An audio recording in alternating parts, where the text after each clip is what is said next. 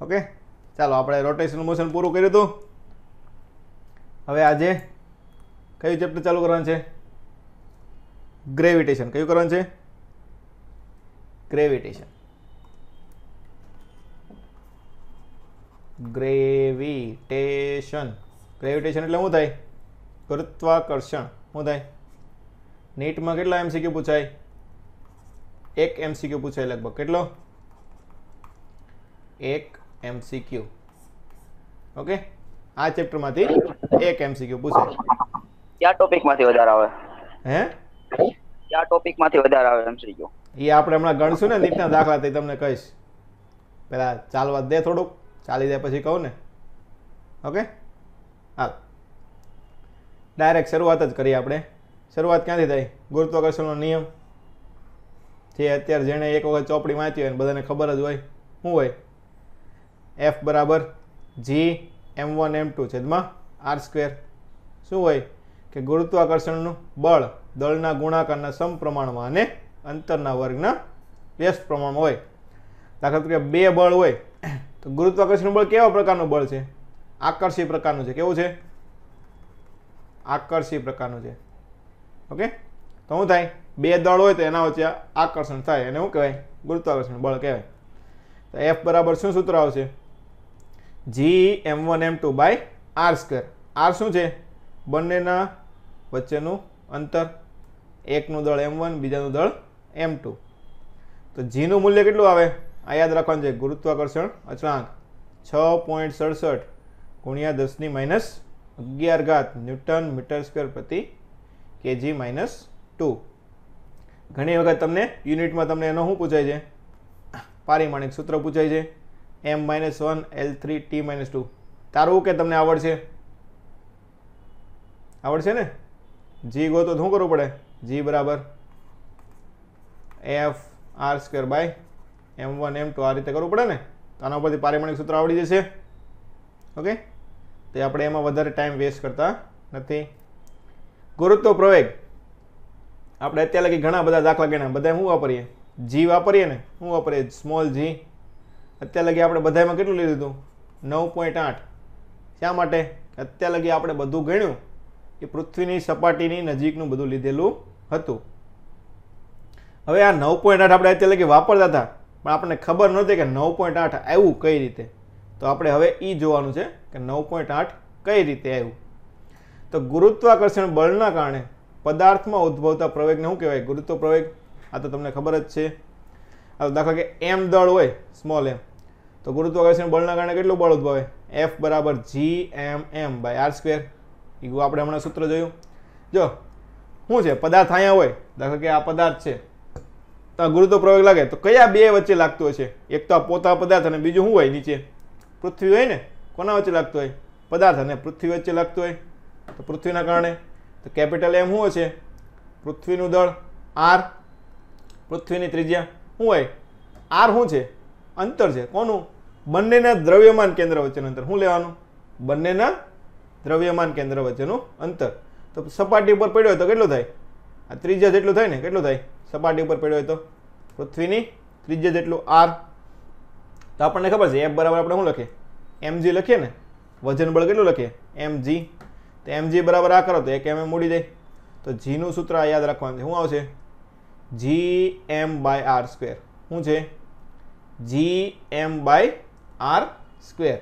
હાલો g નું મૂલ્ય આપણને ખબર છે, પૃથ્વીની ત્રિજ્યા આપણને ખબર છે, કેપિટલ M પૃથ્વીનું દળ પણ આપણને ખબર છે। તો એના ઉપરથી આપણને મૂલ્ય કેટલું મળશે? આ 9.8 મળે। કેટલું મળે? 9.8। પૃથ્વીની ત્રિજ્યા કેટલી હોય ખબર છે?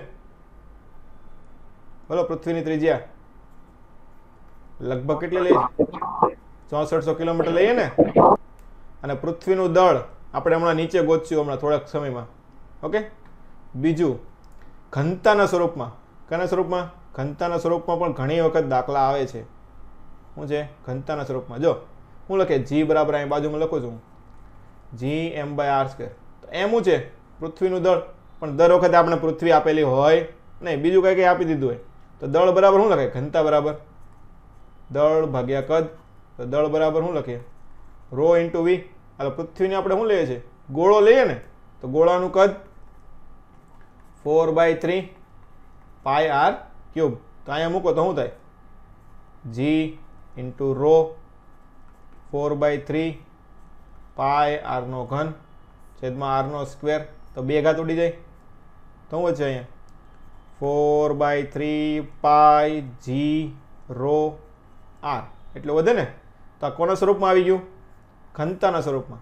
તમારે શું યાદ રાખવાનું? આ સૂત્ર યાદ રાખવાનું, પછી દળનું સૂત્ર મૂકી દેવાનું, ઘનતા ગુણ્યા કદ, એટલે તમારે આ સૂત્ર આવી જશે. હાલો, ઘણી વખત ફીટમાં પૂછે તો ફીટમાં કેટલો છે? 32 ફૂટ પ્રતિ સેકન્ડ સ્ક્વેર. હાલો, હવે આપણને ખબર છે પૃથ્વીનો આકાર આપણે ગોળ લઈએ છીએ, પણ એકચ્યુઅલમાં ગોળ છે નથી ને. શું છે? ધ્રુવ પાસે શું છે? આ ધ્રુવ છે. શું છે? ઉપર ધ્રુવ. ધ્રુવ પાસે કેવો છે? ચપટો આકાર છે. અને આ વિષુવવૃત્ત છે. વિષુવવૃત્ત પાસે લંબાકાર છે. આપણે ઓરિજિનલ પૃથ્વીની સાઇઝ કહીએ આ પ્રકારની છે ને. કયા પ્રકારની છે? આ પ્રકારની. હાલો, જીનું સૂત્ર આપણે ઉપર લખ્યું હતું. શું લખ્યું હતું? જી બરાબર, સોરી, સ્મોલ જી બરાબર gm/r².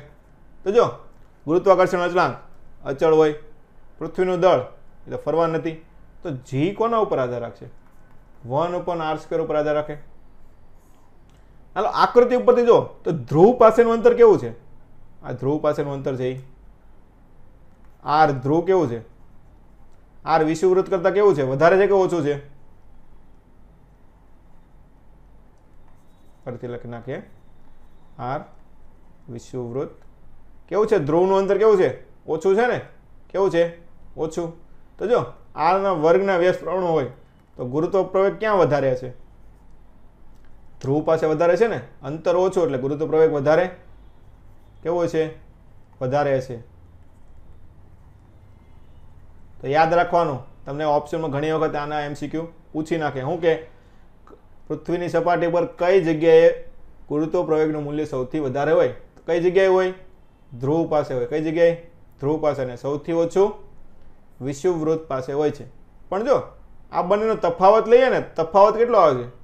0.018 આવે. કેટલો આવે છે? 0.018. એટલે એ મૂલ્ય કેવું થઈ ગયું? બહુ નાનું થઈ ગયું. એટલે આપણે પૃથ્વીની સપાટી પર બધી જગ્યાએ ગુરુત્વ પ્રવેગ કેટલો લઈએ છીએ?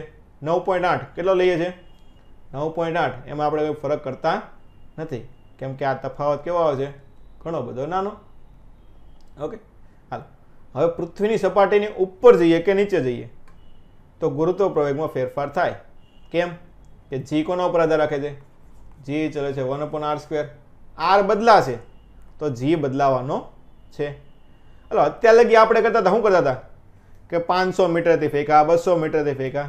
તો અહીંયા દાખલો કે h બરાબર 200 મીટર હોય તો જો 200 મીટર ને આર કેટલું હોય છે આપણી પાસે? 6400 કિલોમીટર. તો આની સાપેક્ષે આ અંતર કેવું છે? ઘણું નાનું થાય ને. તો આને આપણે અવગણી શકીએ છીએ. એટલે અત્યાર લગી આપણે જેટલા પણ દાખલા ગણ્યા એમાં જી બધે કેટલું લીધું? 9.8 લીધું.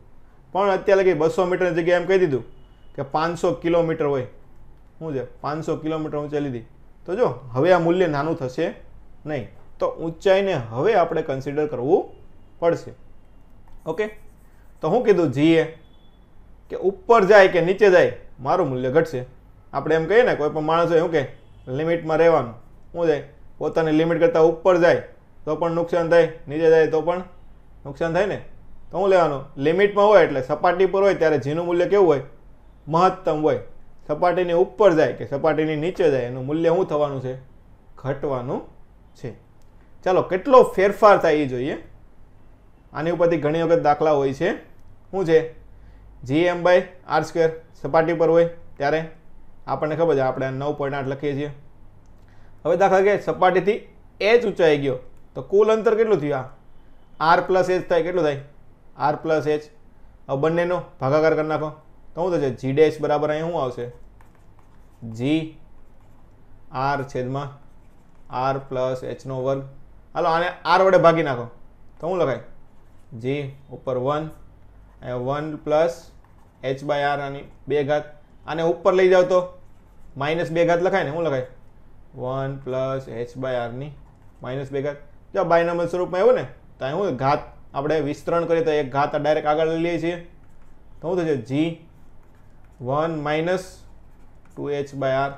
આપણો જી ડેશ આવી ગયો. ચલો જી ડેશ બાય જી કરો તો શું થશે 1 માઇનસ 2h બાય આર. તો જો ડેલ્ટા જી બાય જી લખવું હોય તો હું લખો જી માઇનસ જી ડેશ કરવું પડે ને બાય જી. તો 1 આ બાજુ આવી જશે ને 1 આ બાજુ લો તો શું થાય જી માઇનસ જી ડેશ થાય. તો આ મૂલ્ય કેટલું વધશે 2h બાય આર. તો આને આપણે ત્રુટિના સ્વરૂપમાં લખીએ ડેલ્ટા જી બાય જી. કેટલું ત્રુટિ આવશે 2h બાય આર જેટલું મૂલ્ય ઘટે. કેટલું થાય 2h બાય આર ત્રુટિના સ્વરૂપમાં. ડાયરેક્ટ તમને એમ પૂછે કે 500 કિલોમીટર ઉપર જાય તો મૂલ્યમાં કેટલો ફેરફાર થાય ટકાવારી એમ પૂછ્યું તો શું લેવાનું 2h બાય આર ગુણ્યા 100. આ સૂત્ર તમારે યાદ રાખવાનું રહેશે. અથવા તો જીનું ડાયરેક્ટ મૂલ્ય પૂછ્યું હોય તો કયું સૂત્ર યાદ રાખવાનું આવડું આ જી ડેશ બરાબર જી 1 માઇનસ 2h બાય આર. અને તફાવત ત્રુટિના સ્વરૂપમાં કીધું હોય તો ડાયરેક્ટ પાછળનું પદ જે આવે તે 2h બાય આર જેટલું હોય. ઓકે અહીં હું ટીક કરી નાખું છું. આ તમારે યાદ રાખવાનું રહેશે. હાલો હવે ઉપર ગયા આપણે કોક આવ્યું દાખલા તરીકે જી લાવ્યો. મારે ઉપર નથી જવું, મારે શું કરવું છે અંદર જવું છે. શું કરવું છે અંદર જવું છે. ખોદવાનું ચાલુ કર્યું. શું કર્યું ખોદવાનું ચાલુ કર્યું. ખોદીને ક્યાં ગયો અંદર ગયો. દાખલા તરીકે ડી અંતર અંદર ગયો. શું થયું ડી અંતર અંદર ગયો. ભાઈ બહુ ખોદ્યો તો થાકી જાય ને એટલે ડી અંતર લગી જઈએ કહો અહીંયા લગી ગયો. તો હવે એને ગુરુત્વ પ્રયોગ બદલાઈ જાય છે. ડી જો પાછી ફરી વખત ડી અંતર આરની સાપેક્ષમાં હોવું જોઈએ. 200 મીટર ખાલી ખોજ્યું હોય તો ન હાલે. તો એટલું ને એટલું જ લેવું પડે. એક 5, 10, 50, 500 કિલોમીટર લગી ખોદવું પડે. હાલો તો આપણને ખબર છે જો હવે અંદર ગયું બહાર જતું હતું ને ત્યારે આપણે કંઈ પ્રોબ્લેમ નહોતો કેમ કે આપણે પૃથ્વીનું આખું દળ લેતા હતા. હવે અંદર ગયું તો શું થાય ડી અંદર ગયું તો હવે પૃથ્વીનું દળ એટલું જ લેવું પડે ને. જો એટલા ગોળા લગીનું જ લેવું પડે. તો એટલાનું દળ પાછું આપણે ગોતવા જવું પડશે. તો શું કરીએ દળને ઘનતાના સ્વરૂપમાં લખી નાખીએ તો શું થઈ જાય અહીંયા આપણે ઉપર કર્યું હતું 4/3 પાય રો જી આર. તો ઘનતા તો અચલ રહેવાની છે એટલે આપણે દળને કન્સિડરમાં લેવું નહીં પડે. તો એના સ્વરૂપમાં થઈ જાય. તો જો અંદર થઈ જાય કોણ થશે જી આરના સમપ્રમાણમાં થશે. તો બીજા માટે મૂકો તો આર આખું પહેલું હોય તો આખું આર. બીજી વખત મૂકો તો સ્મોલ આર. શું થશે આર માઇનસ ડી જેટલું થાય. તો હવે આર માઇનસ ડી કરો તો બેનો ભાગાકાર કરો તો શું આવશે આ જ વસ્તુ જી ડેશ બરાબર જી 1 માઇનસ ડી બાય આર. શું આવશે 1 માઇનસ ડી બાય આર. તો ડેલ્ટા જી બાય જી શું થશે ડી બાય આર. જો ઓલામાં શું હતું 2h બાય આર હતું ને. શું તો આગળ ઉપર જાય તો 2h બાય આર અને નીચે આવે તો ડી બાય આર. જો તમને એમ કીધું હોય કે 1000 કિલોમીટર પૃથ્વીથી ઉપર ગયું ત્યાં જીનું મૂલ્ય છે તો પૃથ્વીની કેટલી ઊંડાઈ એનું જીનું મૂલ્ય સમાન હશે તો કેટલી ઊંડાઈ આવે બોલો. એની કરતાં અડધી લેવાની. કેટલી લેવાની અડધી. શું થાય 2h ઊંચાઈએ અને ડી ઊંડાઈએ જીનું મૂલ્ય કેવું હોય સરખું હોય. તમે એઝ અ શોર્ટકટ તરીકે પણ એને યાદ રાખી શકો. શું છે 2h ઊંચાઈ અને ડી ઊંડાઈએ જીનું મૂલ્ય સમાન મળે. ઓકે ખબર પડી અહીંયા બધાને અહીંયા લગી બધાને. કોઈને કઈ ડાઉટ છે અત્યાર સુધીમાં બોલો નહીં. હાલ તો હવે પૃથ્વીને ફેરવવાની છે. શું કરવાનું છે ફેરવવાની છે. તો ફેરવીએ તોય ગુરુત્વ પ્રવેગનું મૂલ્ય બદલાય. શું કરીએ ફેરવીએ તો પણ ગુરુત્વ પ્રવેગનું મૂલ્ય બદલાય. દાખલા કે આ પદાર્થ છે તો જો પૃથ્વીના કેન્દ્ર તરફ શું લાગતું હોય mg લાગતું હોય. આ ફરતો હોય એટલે શું લાગતું હોય કેન્દ્રગામી બળ લાગતું હોય ને. શું લાગતું હોય કેન્દ્રગામી બળ. હાલો તો આ બાજુ લાગે ને તો એનો ઘટક લેવો પડે આ બાજુનો. તો શું થશે અહીંયા કોસ ઘટક અને આ જી બાય કોસ થશે. એટલે આપણું સૂત્ર શું યાદ રાખવાનું થશે આ જી ડેશ બરાબર g minus omega square r cos square lambda. શું આવશે જી ડેશ બરાબર g minus omega square r cos square lambda. Lambda શું છે જે બિંદુ છે ત્યાંથી આમ સીધું દોરીએ એનો ખૂણો. આ લેમડા હોય તો આ ખૂણો પણ લેમડા થાય. તો શું થશે વિષુવવૃત્ત સાથેનો ખૂણો લીધેલો છે. કયો છે આ વિષુવવૃત્ત છે. વિષુવવૃત્ત સાથેનો ખૂણો લીધેલો છે. તો વિષુવવૃત્ત પાસે ખૂણો કેટલો હોય વિષુવવૃત્ત સાથે લીધો હોય તો 0 અને ધ્રુવ પાસે 90 ડિગ્રી હોય. તો જો ધ્રુવવાળું આવ્યું ને ફરીથી અહીંથી પણ તમે કરી શકો. જો અહીં 90 ડિગ્રી જો 90 ડિગ્રી મૂકો તો શું આવે cos 90 0. તો જી ડેશનું મૂલ્ય જી થશે. 0 ડિગ્રી મૂકો તો 1 થાય. તો જો જી માંથી અમુક બાદ કર્યું ને, મતલબ શું થયું? વિષુવવૃત્ત પાસે શું થાય? મૂલ્ય ઓછું હોય છે, ધ્રુવ પાસે વધારે છે. તો એ મૂલ્ય આપણે આના ઉપરથી ગોત્યું છે. આર ઓમેગા સ્ક્વેર કેટલું આવેલું છે? 0.034 આવેલું છે. ઓકે, તો એના માટે ખાલી આ સૂત્ર આપવાનું છે કે કઈ જગ્યાએ હોય ત્યાં જીનું મૂલ્ય કેટલું ફરે.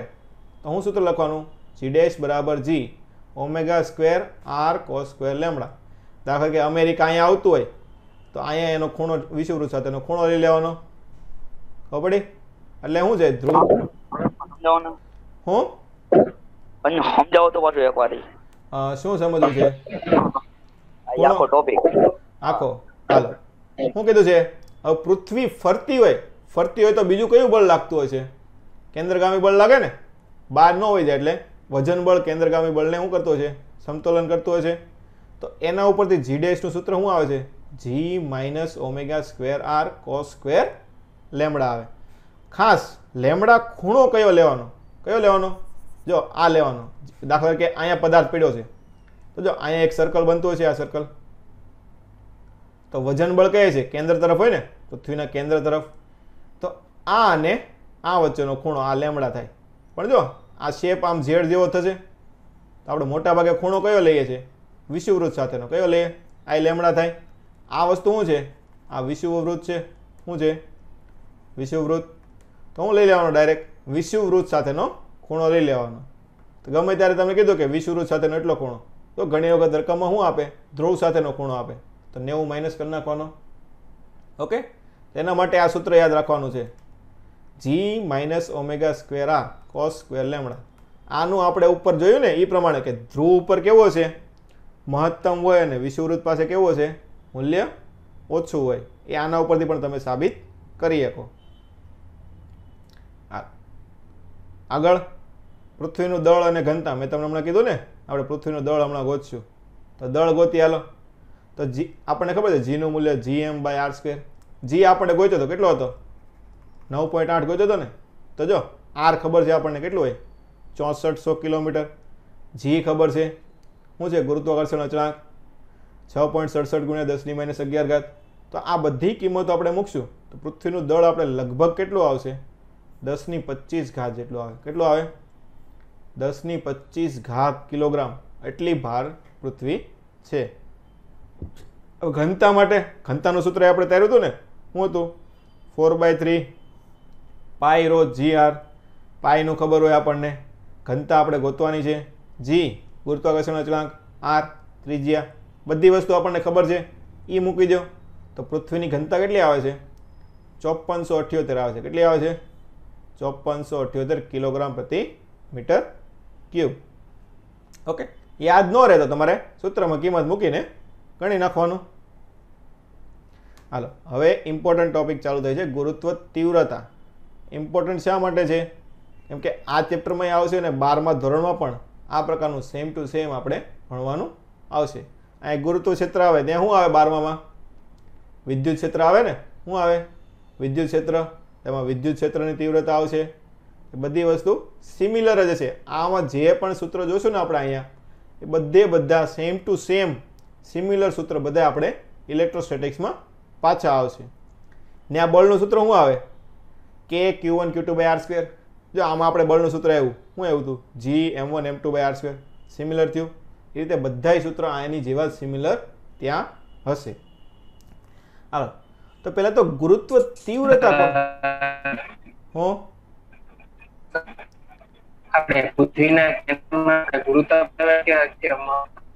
તારો અવાજ સરખો નથી આવતો, મને ચેટમાં લખીને મોકલી દે.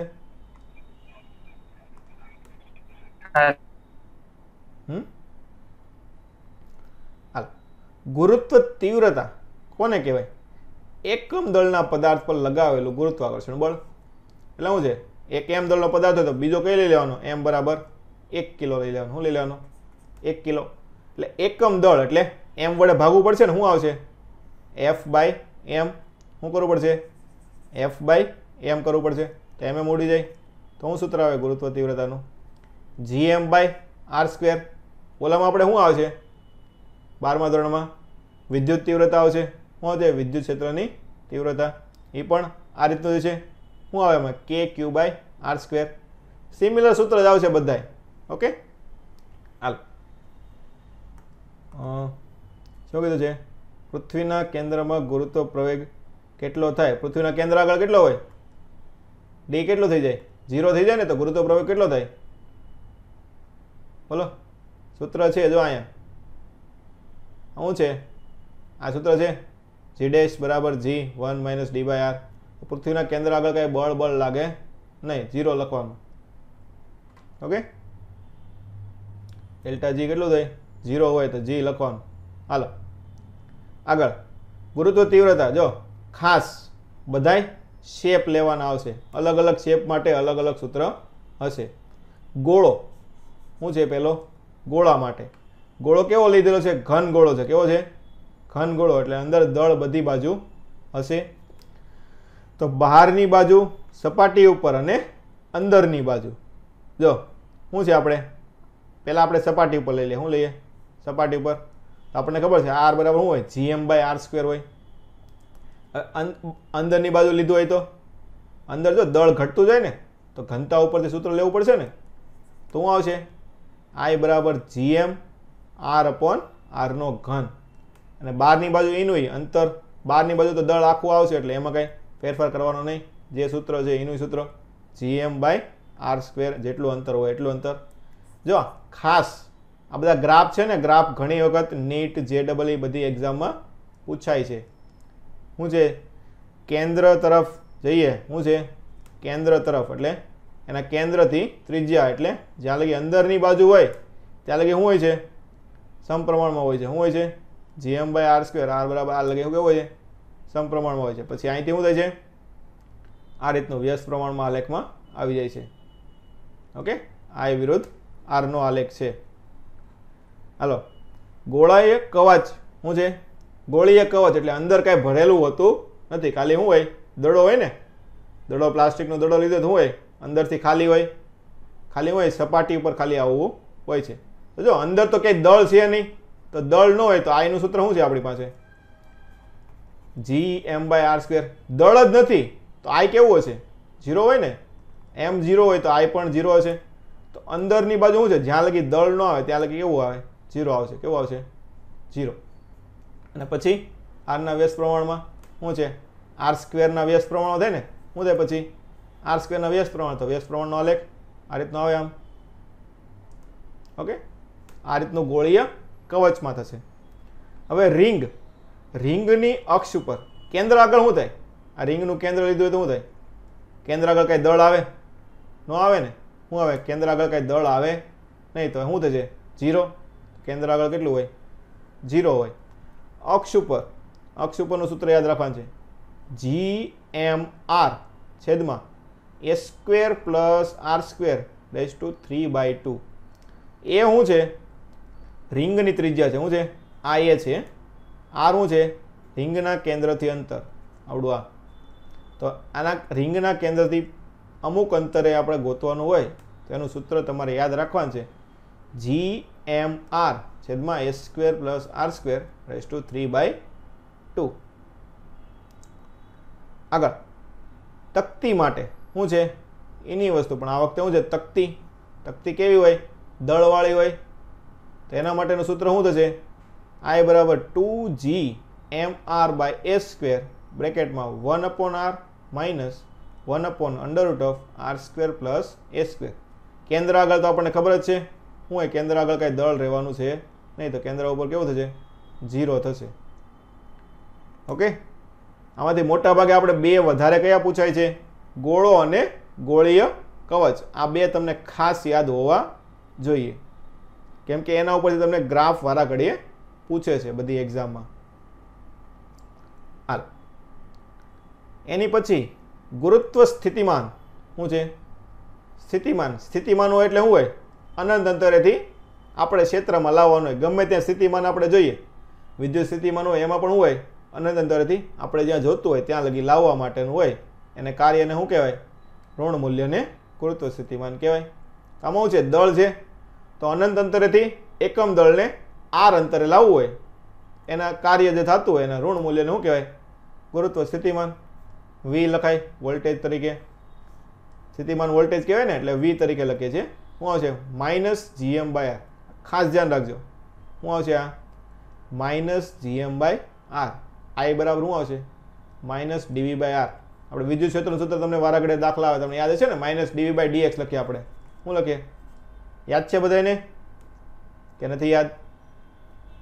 હાલો, ઇલેક્ટ્રિસિટીનું આ સૂત્ર યાદ છે તમને? દાખલા પૂછાઈ ગયેલા છે. ઈ બરાબર માઇનસ ડીવી બાય ડીએક્સ. તો બસ ઈનું ઈ સૂત્ર અહીંયા શું આવશે? ઈ આમાં શું હતું? વિદ્યુત ક્ષેત્રની તીવ્રતા. અહીંયા આપણે શું આવે? ગુરુત્વાકર્ષિત તીવ્રતા. આઈ બરાબર માઇનસ ડીવી બાય ડીએક્સ. આમાં અંતર આર લઈએ છે તો શું લખાય? Minus DV by DR. મેં તમને કીધું ને બધાય સૂત્ર શું આવશે? Similar, same to same. ઉપર ગોળાવાળા જોયા ને, ગોળા, ગોળે, કવચ, એ સૂત્ર પણ સેમ ટુ સેમ જ આવશે. ઓકે, હાલો, એકમ પારિમાણિક સૂત્ર આ તો તમને આવડશે ને? ઓકે, તો એ હું કરાવતો નથી. હવે આ વી ગોતવો તો શું કરવું પડે? ડીવી બરાબર શું થાય? આઈ ડીઆર માઇનસ. તો આને ગોતવો તો શું કરવું પડે? સંકલન કરવું પડે ને. શું કરવું પડે? સંકલન કરવું પડે. સંકલન ડીવી બરાબર વી થઈ જાય. તો સંકલન આઈ ડીઆર. તો તમને અલગ અલગમાં આપેલું હોય તો હવે આપણે આગળ જોઈએ જુદા જુદા પદાર્થો માટે ગુરુત્વ સ્થિતિમાન. હમણાં ઉપર જોયું હતું એની વસ્તુ પદાર્થ માટે. હવે ગુરુત્વ સ્થિતિમાન ઉપર શું જોયું હતું? ગુરુત્વ ક્ષેત્રની તીવ્રતા. તો આમાં પહેલાં આપણે રિંગથી ચાલુ કરીશું. શું છે? રિંગથી. રિંગમાં જો હવે આમાં કેન્દ્ર ઉપર ગુરુત્વ સ્થિતિમાન 0 થશે નહીં. શું થાય? સપાટી ઉપર હોય એટલું હોય. કેટલું હોય? કેન્દ્ર ઉપર કેટલું હોય? કેન્દ્રથી સપાટી લગી કેવું હોય? સરખું હોય. કેવું હોય? સરખું. કેન્દ્રથી સપાટી લગી કેવું હોય? સરખું હોય. તો કેન્દ્ર ઉપર કેટલું હશે? માઇનસ જીએમ બાય એ. આની ત્રિજ્યા કેટલી આપેલી છે? એ. અને અક્ષ ઉપર હોય તો GM by under root of A square plus R square થાય. ગોળીય કવચ શું છે? દડો લઈ લેવાનો, પ્લાસ્ટિકનો દડો. ગોળીય કવચ તો મેં તમને હમણાં કીધું શું હોય? કેન્દ્ર લગી સપાટી લગી કેવું હશે? સરખું હોય. કેન્દ્રથી સપાટી લગી સરખું. તો શું આવશે? સપાટીની અંદર બાજુ માઇનસ જીએમ બાય આર. સપાટી ઉપર પણ એટલું. અહીંયા તમને આર બાય 2 એ કીધું હોય તો ન્યાય એટલું જ હોય. શું હોય? યાદ રાખવાનું, વિદ્યુત સ્થિતિમાન અથવા ગુરુત્વ સ્થિતિમાન હોય ને બંનેમાં સેમ શરત લાગુ પડે. શું હોય? સપાટી ઉપર હોય એટલું જ અંદરની બાજુ હશે. ક્યારે? ગોળીય કવચ હોય ત્યારે. હાલો, અને બહારની બાજુ હોય તો આરના વ્યસ્ત પ્રમાણમાં એટલે આ રીતનો ગ્રાફ આવશે. ઓકે, આ બધા પદાર્થો મેઇન વસ્તુ આપણે આમાં શું કામની પૂછાય છે? મેઇન વસ્તુ આમાં ગ્રાફ પૂછાય. શું પૂછાય આપણને? ગ્રાફ. તો આ જે ગ્રાફ આવે એ ગ્રાફ ખાસ તમારે જોવાના છે. અને ગ્રાફ દોરવો હોય તો શું કરવું પડે? સૂત્ર યાદ રાખવા પડે ને. સૂત્ર આવડતા હોય તો ગ્રાફ ઓટોમેટિક આવડી જાય. ચાલો, એની પછી હવે આપણે જોઈએ ગોળા માટે. જો ગોળામાં અંદર દળ હોય ને તો જેમ જેમ આગળ વધતા જાય એમ દળ ફરતું જશે. એટલે એમાં કેન્દ્ર અને સપાટી આગળ સરખું રહેશે નહીં. એમાં અલગ અલગ આવશે. સપાટી ઉપર તો આપણને ખબર જ છે કેટલું હોય? Minus GM by R. કેટલું હોય? અને બહારની બાજુ આપણને ખબર જ છે આર વધારતો જવાનો. ફરક ક્યાં પડે? માત્ર અંદરની બાજુ, કેમ કે દળ બધે અલગ અલગ આવતું જાય એટલે. તો એના માટેના સૂત્ર છે. સેન્ટર ઉપરનું યાદ રાખ. આ સૂત્ર યાદ રાખવાનું છે ખાસ કે વી સેન્ટર કેન્દ્ર ઉપર કેટલું હોય? સપાટી કરતાં 3/2 ગણું હોય. કેટલું હોય? સપાટી કરતાં 3/2 ગણું હોય. આની ઉપરથી ક્યારેક દાખલો આવી શકે. હવે શું જોયું આપણે? તીવ્રતા જોઈ, પછી સ્થિતિમાન જોયું, પછી શું આવે? ઉર્જા આવે. શું આવશે? ઉર્જા. ઉર્જા એટલે એક પ્રકારનું કાર્ય થયું. તો કાર્ય શું થાય? એમ દળના પદાર્થને અનંત અંતરેથી ગુરુત્વ ક્ષેત્રમાં લાવવા માટે કરવા પડતા કાર્યના ઋણ મૂલ્યને શું કહેવાય? ગુરુત્વ સ્થિતિ ઉર્જા કહેવાય. કાર્ય સ્થિતિ ઉર્જા જેટલું. સ્થિતિ ઉર્જા શું આવે? Gm1m2 by R. શું થશે? Gm1m2. એનું કેવું મૂલ્ય લેવાનું? ઋણ મૂલ્ય. શું થશે? Gm1m2 by R. કાર્ય છે એકમ જૂલ થાય. પારિમાણિક સૂત્ર mL2T-2. આ બધું તમને ખબર જ છે. હાલો, તેમાં આપણે સમય બગાડતા નથી. જો આપણે ઓલામાં લખતા હતા, શું લખતા હતા? QV ઉર્જા બરાબર શું લખતા હતા આપણે? QE લખીએ ને ઇલેક્ટ્રોસ્ટેટિક્સમાં U બરાબર, તો આમાં સેમ ટુ સેમ U બરાબર વીજભાર હોય તો આમાં દળ, V વોલ્ટેજ હોય તો આમાં પણ ગુરુત્વ સ્થિતિમાન લેવાનું. સૂત્ર બધા કેવા છે? સરખા જશે. U બરાબર શું આવશે? M ઇન્ટુ V થશે. પૃથ્વીના કેન્દ્ર પર ગુરુત્વ સ્થિતિ ઉર્જા શું હોય છે? M ગુણ્યા V સેન્ટર. હમણાં આપણે ઉપર જોયું ને કેટલું હોય? 3/2 ગણું હોય ને, કેટલું હોય? -3/2 gm/r જેટલું હોય. હવે આની પછીનો ટોપિક જેમાંથી દાખલા ઘણી વખત પૂછાય છે, શું નામ છે? નિષ્ક્રમણ વેગ. નિષ્ક્રમણ વેગ કોને કહેવાય? કે પૃથ્વીના ગુરુત્વાકર્ષણમાંથી મુક્ત કરવા માટે આપવા પડતા વેગને નિષ્ક્રમણ વેગ કહેવાય. દાખલા તરીકે આ પદાર્થ છે, શું છે? આ પેન છે.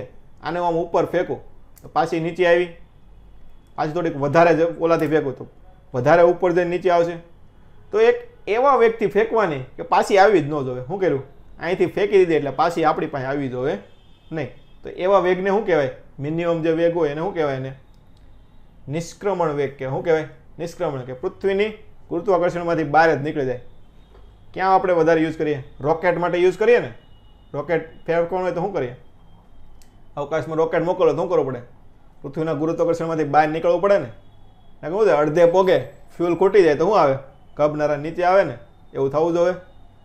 ન થવું જોઈએ ને. તો રોકેટનો વેગ કેટલો રાખવો પડે?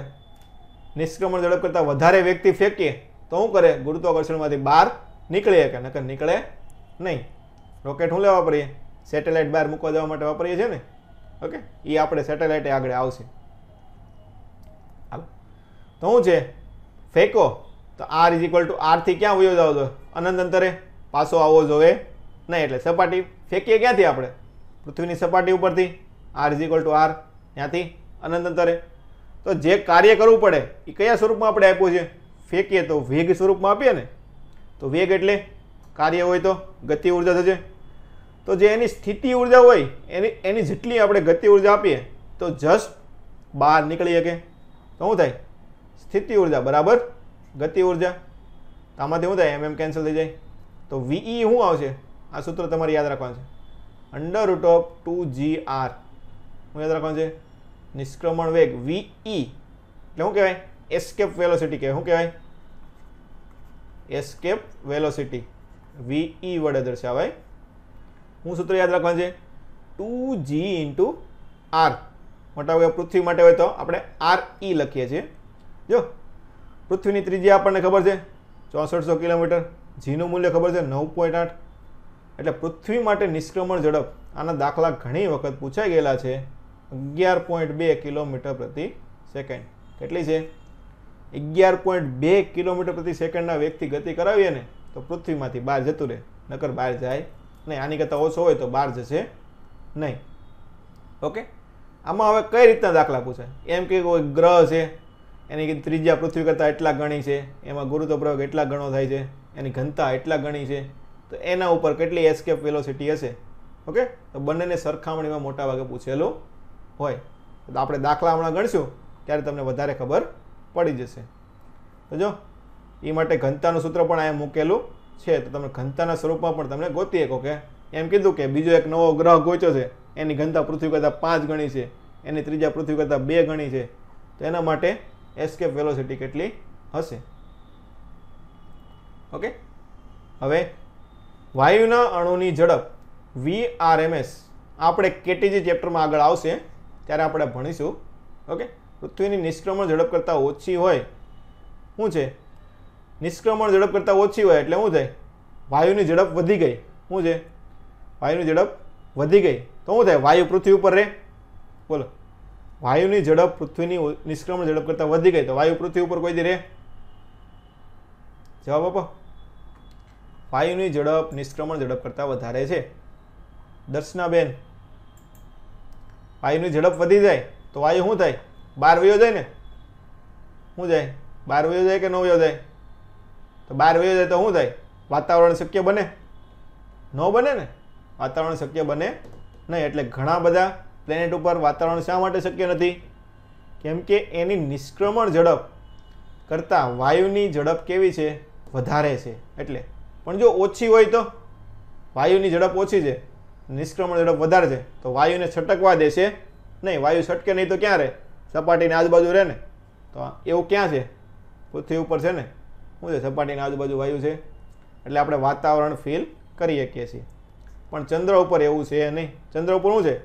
ઓક્સિજન ચંદ્ર ઉપર આમ ફેંકો હોય તો શું થાય? ઓક્સિજનની ઝડપ જ ત્યાં એટલી છે કે એની એસ્કેપ વેલોસિટી એટલી ઓછી છે કે ઓક્સિજન ગમે ત્યાંથી બહાર નીકળી જવાનું છે. એટલે ત્યાં શું છે? વાતાવરણ શક્ય બની શકતું નથી. ચાલો, અહીંયા બધાને એટલે લગી ખબર પડી? હેલો, કોઈને કઈ ડાઉટ નહીં? ચાલો, આ એક કિસ્સો છે. શું છે? પૃથ્વીની સપાટી પરથી વી કેટલા? V less than v escape velocity કરતાં ઓછા વેગથી ફેંક્યું છે. શું છે? દાખલા તરીકે 11.2 છે ને પૃથ્વી ઉપર. કેટલી છે? 11.2. દાખલા તરીકે 5 કિલોમીટર પ્રતિ સેકન્ડના વેગથી ફેંક્યું છે. તો પદાર્થ કેટલી ઊંચાઈ લગી જશે? શું છે? 5 કિલોમીટરથી ફેંક્યું તો કેટલી ઊંચાઈ લગી જાય? તો શું થાય? શરૂઆતની ઉર્જા બરાબર અંતિમ ઉર્જા કરીએ આપણે. શું થાય? શરૂઆતમાં શું હતી? સ્થિતિ ઉર્જા પ્લસ વેગ આપ્યો છે એટલે ગતિ ઉર્જા. h ઊંચાઈ લગી જાય તો શું થાય? આ gm એટલી h ઊંચાઈ લગીની સ્થિતિ ઉર્જા લેવી પડે. તો શરૂઆતની ઉર્જા બરાબર અંતિમ ઉર્જા.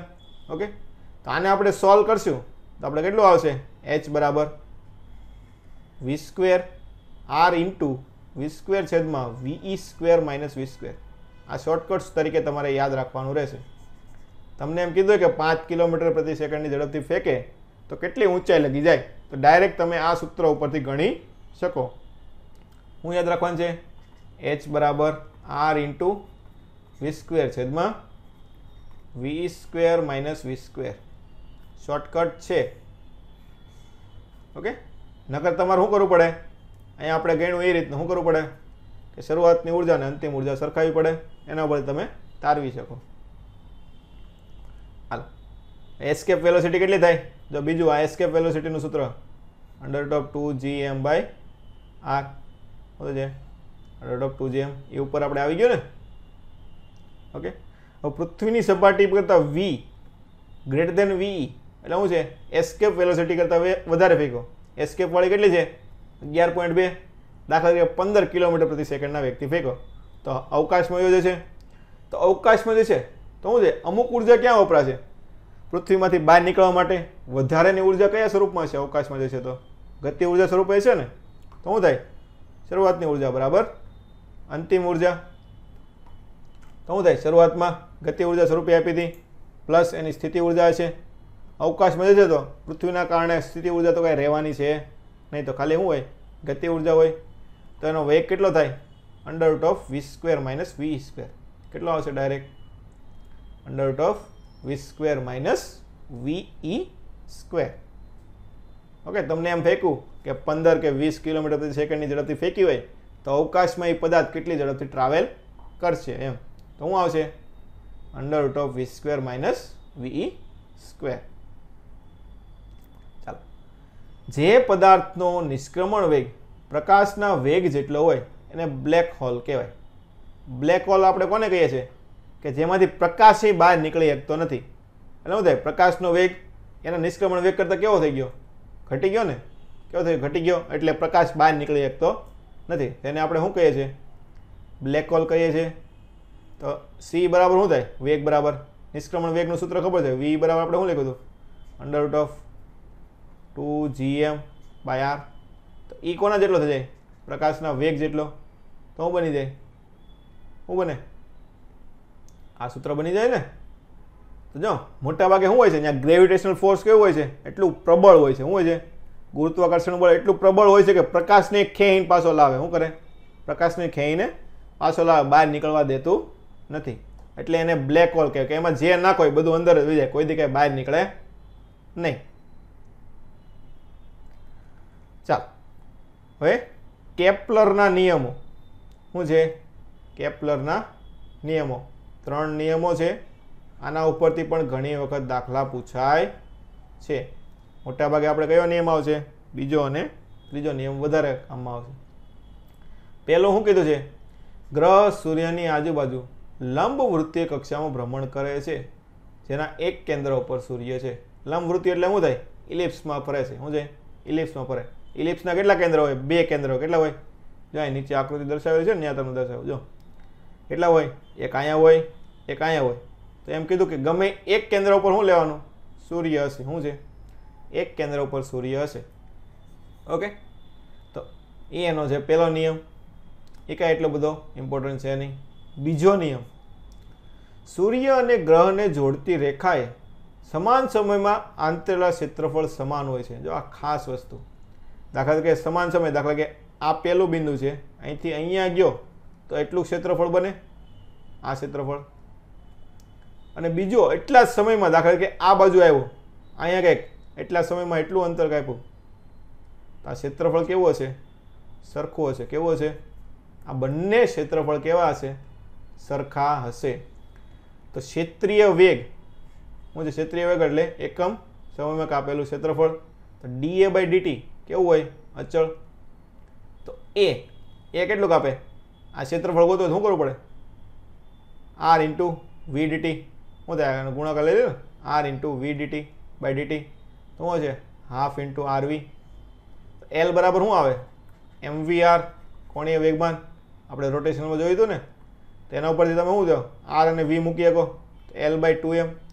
તો ક્ષેત્રીય વેગ કેટલો હશે? L/2m જેટલો હોય. કેટલો હોય? L/2m જેટલો. આપણે મેઇન યાદ શું રાખવાનું છે? બીજો નિયમ, કે સમાન સમયમાં આંતરેલા ક્ષેત્રફળ કેવા હોય? સમાન હોય છે. અને આ પૃથ્વીને કેના કારણે ગતિ કરે છે? કેન્દ્રગામી બળના કારણે ગતિ કરે ને. સૂર્યની ફરતે કોના કારણે ગતિ કરે? કેન્દ્રગામી બળના કારણે ગતિ કરે. એટલે કેન્દ્રગામી બળ, આપણે નિયમિત વર્તુળમય ગતિ ભણ્યા, કેન્દ્રગામી બળના કારણે થતું કાર્ય કેવું હશે? શૂન્ય હોય. કાર્ય શૂન્ય હોય. ફરે છે એટલે શું લેવાનું? રોટેશનલ પ્રમાણે ટોર્ક લેવાનું. તો ટોર્ક 0 હોય તો કોણીય વેગમાન કેવું હોય? અચળ હોય. કેવું હોય? અચળ. આ બીજો નિયમ છે ખાસ. એના ઉપરથી તમે તાર્યું છે કે ક્ષેત્રીય વેગ કેવો હશે? અચળ હોય. એટલે શું હોય? સૂર્યથી દૂર હોય ત્યારે વેગ કેવો હશે? ઓછો હશે. જેમ સૂર્યની નજીક જશે એમ વેગ શું થશે? વધશે. કેમ કે કોણીય વેગમાન આપણે કેવું રાખવાનું છે? અચળ રાખવાનું છે. એટલે તો ઘણી વખત એમ પૂછે કે સૂર્યથી દૂર હોય ત્યારે વેગ હોય, એની કરતાં સૂર્યથી નજીક હોય ત્યારે વેગ, બેનો ગુણોત્તર કેવો હોય? >1, <1, 0 એવો ઓપ્શન આપેલા હોય.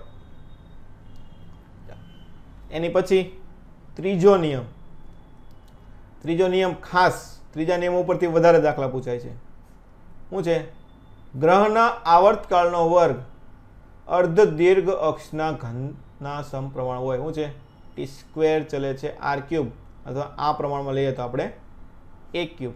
શું લે? t² ચલે છે a³. અર્ધ દીર્ઘ અક્ષ.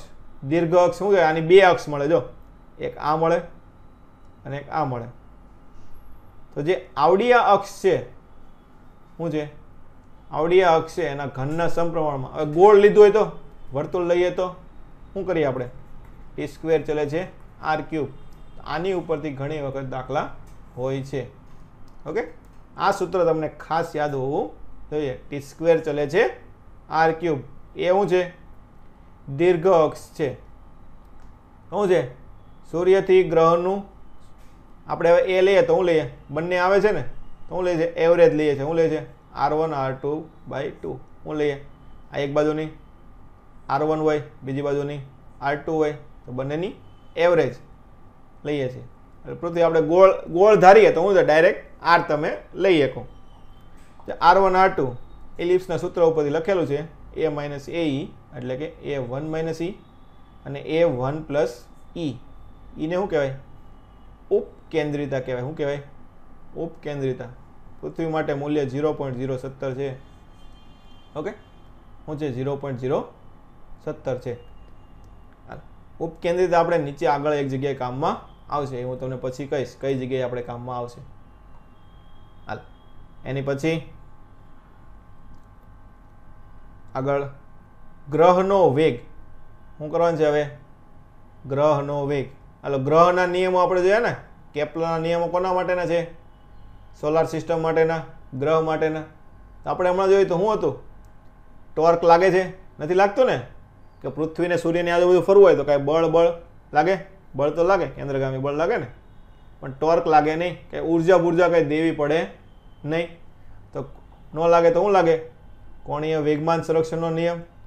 તો એમ વીપી આરપી બરાબર એમ વીએ આરએ. તો વીપી બાય વીએ એમ તો કેન્સલ થઈ જાય, તો શું છે? R A by RP. તો આનું એ પ્લસ સી અને એ માઇનસ સી થશે. તો જો વીપી બાય વી એ શું આવશે? 1 પ્લસ ઈ છેદમાં 1 માઇનસ ઈ. સૂત્ર શું થાય? 1 પ્લસ ઈ છેદમાં 1 માઇનસ ઈ. તો જો આના ઉપરથી ખબર શું પડે? મેં તમને હમણાં જે કીધું એ શું થાય? સૂર્યની નજીક આવે તો ક્ષેત્રીય વેગ શું થાય? વધે. સૂર્યની દૂર જાય તો ક્ષેત્રીય વેગ ઘટે. એમ. હવે ઉર્જા સંરક્ષણનો નિયમ મૂક્યો છે. બીજો નિયમ કયો છે? ઉર્જા સંરક્ષણ. શરૂઆતની ઉર્જા બરાબર અંતિમ ઉર્જા. ફરતો હોય તો વેગ હોય, અને બે દળ છે તો બંને વચ્ચેની ગુરુત્વીય સ્થિતિ ઉર્જા હશે. એ મૂકશો તેના ઉપરથી તમને વીએ અને વીપીના સૂત્ર આવશે. વીએ બરાબર under root of GM by a 1 plus e by 1 minus e by 1 plus e, અને વીપી બરાબર GM by a 1 plus e by 1 minus e થશે. ઓકે, તો આના ઉપરથી આપણે શું લખીએ છીએ? ઉપર લખ્યું હતું ને, શું હતું? વીએ વીપી બાય વીએ. આ બંને ઉપરથી તમે વીપી બાય વીએ લખો તો શું આવશે? 1 પ્લસ ઈ છેદમાં 1 માઇનસ ઈ. આ વસ્તુ ખાલી આપણે ધ્યાન રાખવાની છે ખાસ. ચાલો, હવે આપણે આગળ ગ્રહનો વેગ શું છે? ઉપગ્રહનો વેગ. શું કરીએ આપણે? ટીવી જોવો છો ને બધાય કે નથી જોતા? હાલો, ટીવી જોવો છો બધાય? અત્યારે નેટ વાપરો છો બધાય? તો એ બધું કોને ક્યાંથી આવે? આપણે પાસે સેટેલાઇટ ઉપરથી આવે ને. ક્યાંથી આવે? સેટેલાઇટ ઉપરથી આવે. શું થાય? જો આવું છે, પૃથ્વીના કેન્દ્રે શું છે? ગુરુત્વાકર્ષણ ક્ષેત્રની બહાર છે, એટલે એમાં કાંઈ ગુરુત્વાકર્ષણ બળ કાંઈ ગુરુત્વ સ્થિતિ ઉર્જા કાંઈ આવતું નથી. તો શું આવશે? આ જે અચળ વેગથી ફરતો હોય છે ને, શું છે? પૃથ્વીની ફરતે અચળ વેગથી ફરતો હોય તો શું હોય? કેન્દ્રગામી બળ શું હોય છે? આના બળ જેટલું હશે ને, ગુરુત્વ બળ જેટલું. તો અહીંયા ફેરા કરશે તો શું છે? mv સ્ક્વેર બાય આર બરાબર જી m1 m2 by R square. તો જો એક એમ ઉડી જાય, એક આર ઉડી જશે, તો વેગ કેટલો આવે? gm by R. શું આવશે? Under root of gm by R. આ કક્ષીય વેગ કહેવાય. શું કહેવાય? કક્ષામાં ફરે છે ને, પૃથ્વીની ફરતે કક્ષામાં ફરે છે. તો આને શું લેવાનું થશે આપણે? કક્ષીય વેગ. શું થાય? કક્ષીય વેગ. ઉપગ્રહનો કક્ષીય વેગ. જો વી એસ્કેપ વેલોસિટીનું આની જેવું સૂત્ર આવ્યું હતું. કેટલું આવ્યું હતું? બોલો. Under root of 2gm by R હતું ને. તો શું લખાય? વીઈ બરાબર શું લખાશે? √2v. શું લખાય? વીઈ બરાબર શું આવશે? √2e. આ સૂત્ર યાદ રાખવાનું છે શોર્ટકટ તરીકે. એસ્કેપ વેલોસિટી કક્ષીય વેગ કરતાં √2 ગણી હોય. હવે h ઊંચાઈ છે, તેના માટે વેગનું સૂત્ર મૂક્યું છે. શું થાય? G R square by R plus H. પૃથ્વીની સપાટી ઉપર h ઊંચાઈ હોય તો હાલ. તો ગ્રહની સપાટીથી નજીક રહેલા ઉપગ્રહ માટે શું છે? સપાટીની નજીક હોય, દાખલા તરીકે અહીંયા લીધો, અહીંયા, તો એચનું મૂલ્ય કેવું થાય? અહીંયા પૃથ્વીની સપાટીની નજીક ભ્રમણ કરતો હોય તો શું થાય? એચનું મૂલ્ય આરની સાપેક્ષે અવગણી શકો ને. શું કરી શકો? આરની સાપેક્ષે અવગણી શકો તો એચ અહીંથી કેન્સલ કરી શકો. તો શું થશે? Direct gm by R plus h હતું એને બદલે ખાલી ડાયરેક્ટ શું થઈ જશે? gm by r. તો under root of gm by r એટલે શું થાય? g બરાબર શું આવે છે આપણે? gm બાય આર સ્ક્વેર આવે છે. તો આ મૂકો તો શું આવશે? અંડર રૂટ ઓફ gr થશે. કેટલો થાય? v બરાબર અંડર રૂટ ઓફ gr. એ રીતે એસ્કેપ વેલોસિટીનું સૂત્ર શું હતું? Under root of 2gr. આ બધા સૂત્રો તમારે યાદ રાખવાના છે. અને v બરાબર શું આવશે? કક્ષીય વેગ અંડર રૂટ ઓફ gr. ચાલો, આ તો એનું સૂત્ર થયું ને. આ તો આપણે હમણાં તૈયાર હોય છે. શું છે? નિષ્ક્રમણ ઝડપ કક્ષીય ઝડપ કરતાં કેટલી હોય? √2 ગણી હોય. આના ઉપરથી દાખલો પૂછાય છે. ચાલો, હવે ઉપગ્રહનો આવર્તકાળ શું છે? ઉપગ્રહનો આવર્તકાળ. તો ઉપગ્રહ ને ગ્રહની આજુબાજુ એક પરિભ્રમણ પૂરો કરવા માટે લાગતો સમય આપણે ખબર છે ને આવર્તકાળ કોને કહેવાય એક પરિભ્રમણ પૂરો કરવા માટે લાગતો સમય તો હું લખાય ઓમેગા બરાબર 2π/t તો t બરાબર શું આવશે 2π/ઓમેગા તો ઓમેગા મૂકવો પડે ને તો v બરાબર આપણે શું લખીએ છીએ r ઓમેગા તો ઓમેગા બરાબર v/r મૂકો તો t નું સૂત્ર શું આવશે 2πr/v અથવા તો તમે વેગના સ્વરૂપમાં લખી શકો ને વેગ બરાબર શું થાય અંતર ભાગ્યા સમય તો અંતર કેટલું કાપે સર્કલમાં ફરતું હોય તો 2πr આ વેગ બાય t તો t ઉપરથી અહીંયા પણ તમે 2πr/v તમને જે રીતે સારું લાગે એ રીતે તમે લખી શકો અહીંયા ઓકે ચલો તો t નું આવર્તકાળનું સૂત્ર શું આવ્યું 2πr/v થશે હાલો વેગ કક્ષીય વેગ થાય ને કક્ષીય વેગનું સૂત્ર આપણે આવ્યું હતું ઉપર શું આવ્યું હતું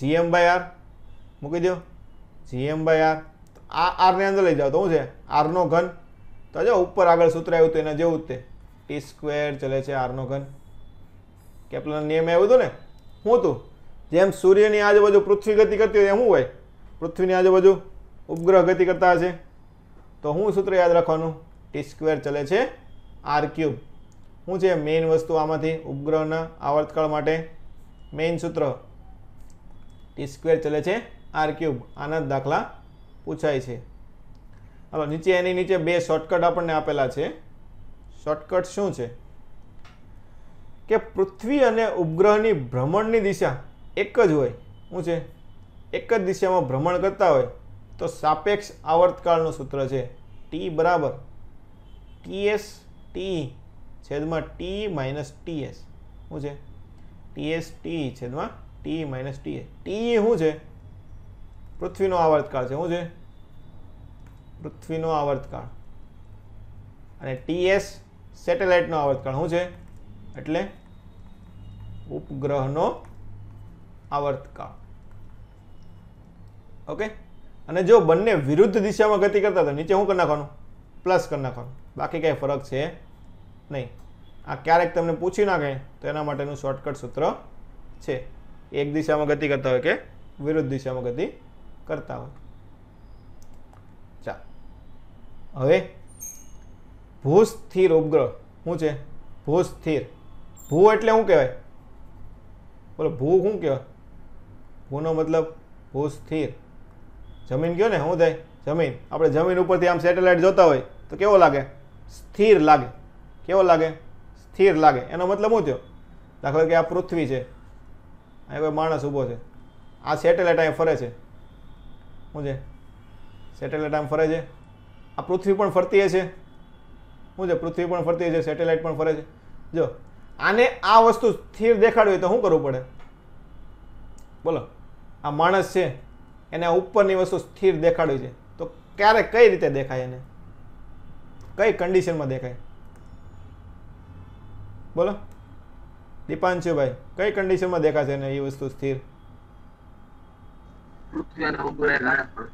બંને એક જ હરખા કોણીય વેગ અથવા વેગથી ફરતા હોય ત્યારે દેખાય ને શું થાય આનો ઓમેગા હોય અને આનો ઓમેગા સરખો હોય ત્યારે બધા શું છે બે આમ એકારે ગતિ કરતા તો શું લાગે દાખલા તમે ગાડી હાંકતા હોય શું છે ગાડી હાંકતા હોય બાજુમાં બીજી ગાડી હાલતી હોય બે હરખા વેગથી ગતિ કરતા તો શું થાય એકબીજાની સાપેક્ષે શું લાગે સ્થિર લાગે ને કેવી લાગે સ્થિર તો શું થશે મતલબ આ બંનેના કોણીય વેગ હરખા હોય કોણીય વેગ સરખા હોય તો શું હોય આવર્તકાળ સરખો હશે શું છે આવર્તકાળ એટલે પૃથ્વીનો આવર્તકાળ કેટલો છે પૃથ્વી પોતાની ધરીની આજુબાજુ એક પરિભ્રમણ પૂરું કરે તો કેટલો સમય લાગે